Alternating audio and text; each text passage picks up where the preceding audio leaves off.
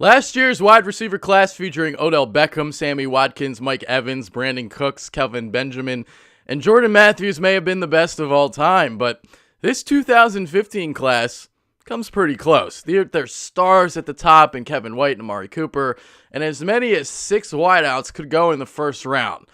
There's a lot of depth in this class. I've gone and ranked not only all of the wide receivers, but the tight ends as well. If you want to check out my full rankings, click on the description box below. As I've been saying before, at the end of each positional prospect preview video, I will provide, which of these guys best fit the Eagles. So not only are you getting a national perspective, but you're getting a local one as well. Topping my whiteout list is West Virginia's Kevin White. I've been on the White bandwagon all season long before he really shot up the draft charts, following a 4.3540 at the combine. He's 6'3", has a muscular upper body, uses that to his advantage. He aggressively attacks press coverage and is a very good route runner with good body control. He always gets separation. He has a solid set of mittens. He's not afraid to catch the ball in traffic. He's very good after the catch. He's almost like a running back. And I think he's just beginning to scratch the surface as a wideout. Some teams might think that he's a one-year wonder, though. He's a former JUCO transfer. He had average production in 2013. Amari Cooper might be the top guy on most lists. He's second on mine. It's not really a big deal, though. I still think he's a stud. He's explosive. His ankle flexibility is extraordinary. Uses that to his advantage when juking defenders or stopping and starting. He accelerates quickly after the catch, whether it's on crosses over the middle or in the screen game. He knows how to switch gears when running routes, showcases good spatial awareness along the sideline, and is good in one-on-one situations. He's another guy. He's got a really nice set of hands. Weaknesses on Cooper: he'll sometimes spend too much time shaking a defender at the line of scrimmage if his first move fails. Also had some durability concerns last season. DeVante Parker of Louisville is ranked third. He's yet another receiver with excellent size at 6'3" to go with strength and athleticism. He has very long arms and uses them to his advantage when high-pointing the football. He showcases solid body control and concentration when going up and snatching the ball in fade patterns in the red zone with a safety helping over the top. Parker adjusts well to underthrown passes also. So that's the scoop on Parker. He did miss half of last season with a foot injury. I wouldn't say he's a burner or elusive after the catch, but other than that, really solid receiver. Number 4 on my list is Breshad Perriman of Central Florida. I'm not going to lie, I wasn't high on him at first. I watched tape of him.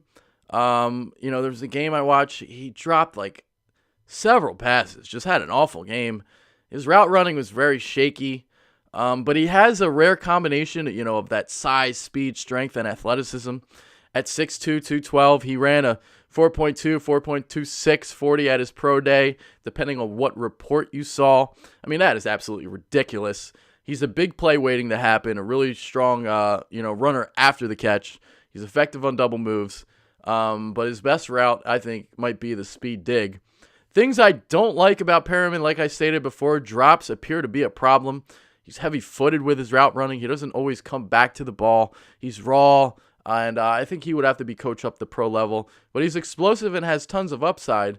But, in college, the numbers really weren't there. So, he's a guy, he might be a bust. He might be like a Cordarrelle Patterson type. But, I shouldn't say Cordarrelle Patterson. I'm thinking actually of Darius Hayward-Bay. So, yeah, sorry about that, Cordarrelle. Darius Hayward-Bay. So, yeah, Bay was a workout wonder kind of guy. Didn't pan out the NFL. At number 5, I have Nelson Agholor of USC. That might surprise some people. I don't know. Maybe not. Like White, Agholor is a guy, I've liked for months, but he's another one that's been rising up the charts.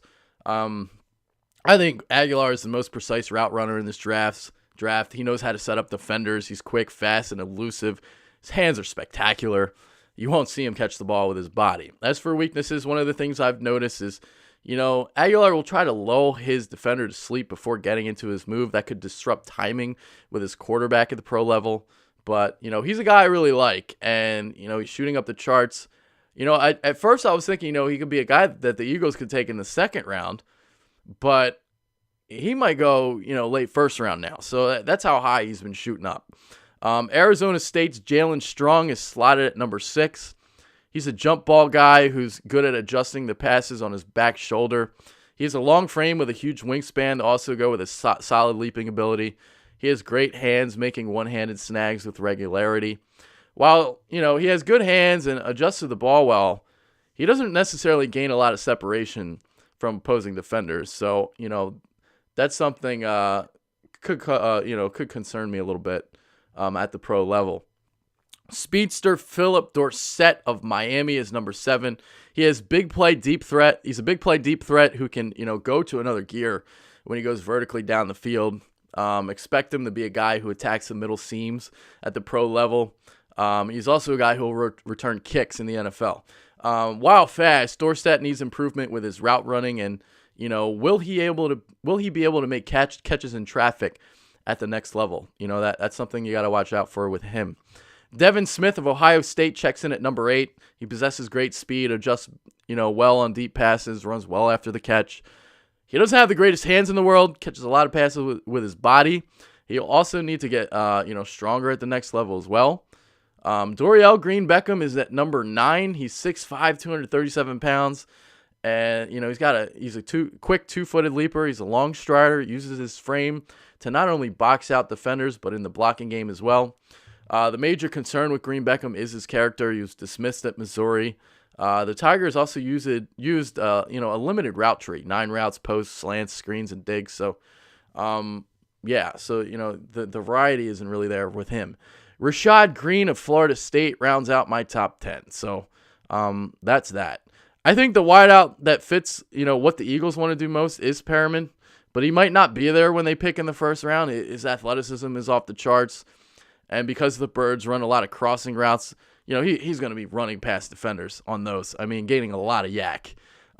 Chip Kelly also likes to get the ball downfield, and Perriman has, the potential to be explosive on those vertical routes.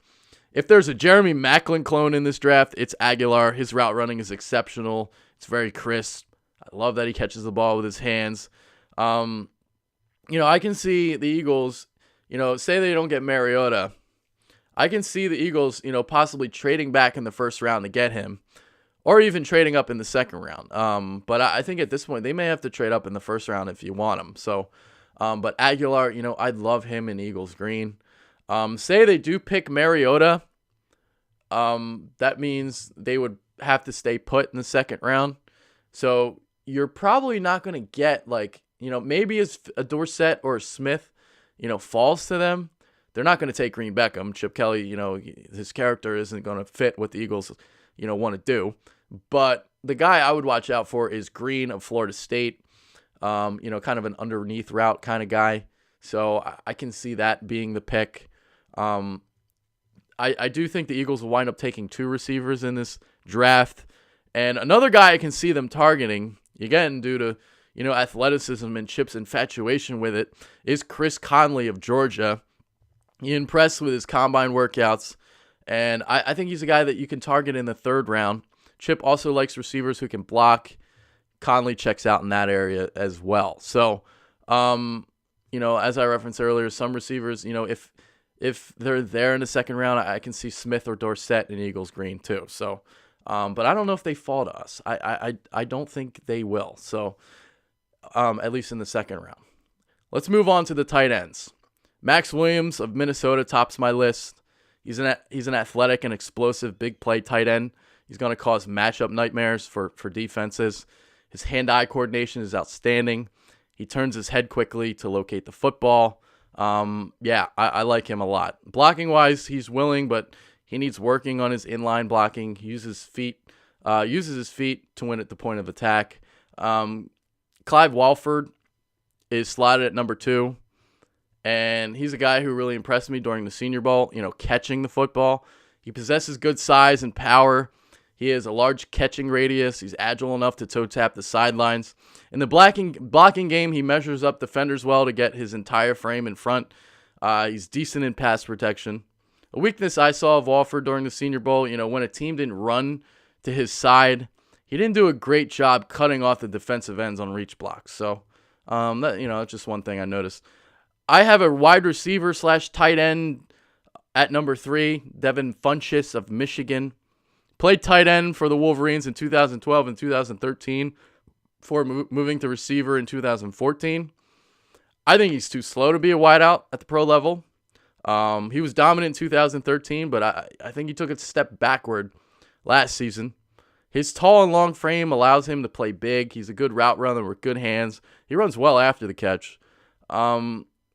This isn't necessarily a weakness, but Funchess might be a little bit too small for tight end, but like I said, he's not really explosive enough to be an effective receiver either.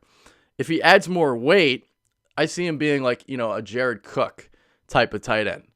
I have Ohio State's Jeff Heuerman listed at number 4. At 6'5", 254 pounds, he has, that textbook NFL size for a tight end. He possesses high football IQ. He's versatile enough as a blocker to line up as a tackle in unbalanced formations. He's most effective blocking on the move due to his athleticism. In the receiving game, he's capable of attacking the seams. He's got a set of soft hands. So at the pro level, I think Heuerman will need to be better with his crouch. When he down blocks, he tends to be very tall when establishing contact. While he can catch passes, I don't necessarily think he's a natural receiving threat. Florida State's Nick O'Leary is my 5th-ranked tight end. He's a hard-nosed player with an old-school type of game. He's a hands catcher when hauling in passes, adjusts to the ball well, works to get open. He's competitive, versatile, and can be used inline or as a halfback, or as an H-back. O'Leary, however, while a willing blocker, is not an explosive blocker. I believe he needs to be better in pass protection. To round out my top 10, I have Oklahoma's Blake Bell at number 6, Ben Koyack of Notre Dame at number 7, Rutgers' Tyler Kroft at number 8, Penn State's Jesse James at number 9, and Delaware's Nick Boyle at number 10. The interesting name out of this group of 5 will be Blake Bell. Obviously, the Belldozer played quarterback for the Sooners and was one of the most versatile players in the college game the last 4 seasons. I really thought he made an impressive transition to tight end his senior season. Just some other names to throw out there, some guys from smaller schools. There's Wes Saxon of South Alabama, Gene Sifrin of UMass, and Michael Pruitt of Southern Illinois. If I had to guess, I don't think the Eagles go tight end in this draft. You have Brent Selleck, Zach Ertz, and Trey Burton as your tight ends. And, I can even see Tebow taking some snaps in that James Casey type of role. But if the Birds do elect to go with one, don't expect it until like the 6th or 7th round. So that's that. All right. That's it for today. That's it for this video. I'll see you guys with another video. And make sure you follow us on Twitter @TheBitterBirds. So yeah, that's it. Later, guys. Take care.